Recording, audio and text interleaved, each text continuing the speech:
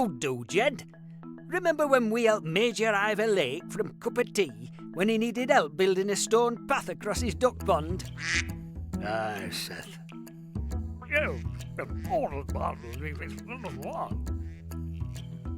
We knew we needed 32 stones to make path, and that there are 4 stones in every pack, but we didn't know how many packs we needed. Aye. Using algebra, I were able to find the value of the y. When you're doing algebra, you have to get rid of the numbers on one side so that only the letter remains. So to do this, I had to do opposite to times by 4, which would divide by 4. And 'cause I did it on one side, I had to do it on t'other.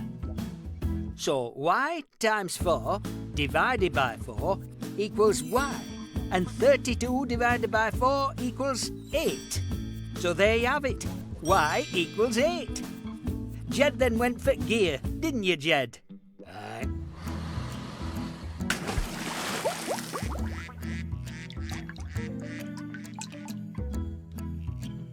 It were a reet good job, Jed. Aye, right good.